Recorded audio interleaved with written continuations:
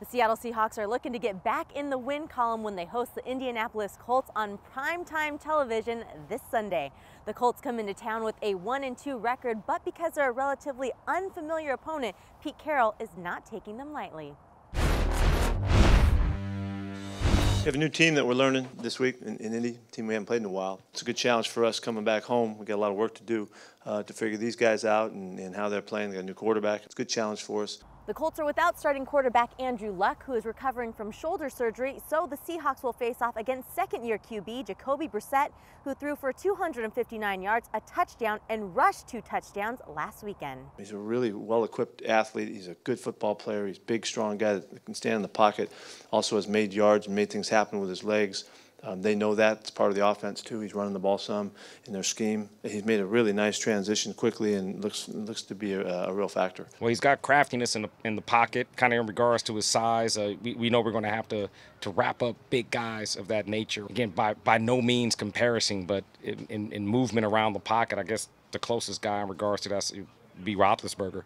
You know, just a big guy who can find a way to maneuver around the pocket, and you know you're going to have to wrap him up in order to get him down.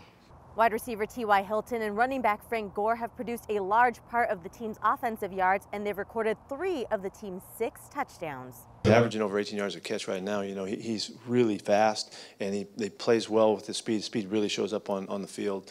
They know it, and they use him accordingly. You know, they've been able to get him the ball in all the variety of situations. He's not just a downfield guy. You know, he's a catch and run guy as well. Had a big play last week in that regard. He's just a terrific football player. Very explosive. T.Y. is, you know, he's definitely going to try to get downfield and make some catches, and I've always been a fan of Frank Gore. He's been doing this for a very, very long time, very consistent and still running hard. Looks like he's 21 years old out there. He still got it. You know, he still has his burst. He's still very effective running in between the tackles. That's what he prefers. That's always been his style. A couple of cuts, stick his foot in the ground and try to get as much as he can. So he still has that explosive nature. He still runs with power and good pad level. So, yeah, he's still a really good back.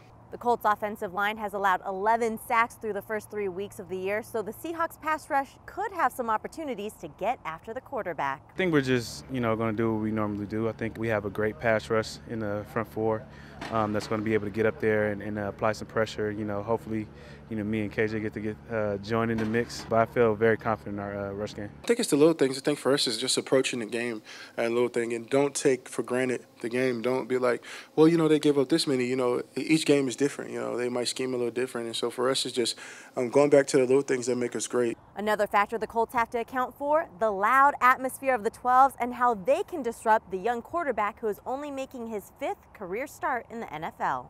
We've got a really young football team, and we'll bring a bunch of guys that have never been, you know, in an environment like this and play, you know, an opponent, you know, like this. And it's so hard to try to do as much as you can from, you know, especially for, you know, our offense and, you know, the crowd noise to try to simulate it. You know, it's impossible to get close to it. We know how difficult and what a great job that they do.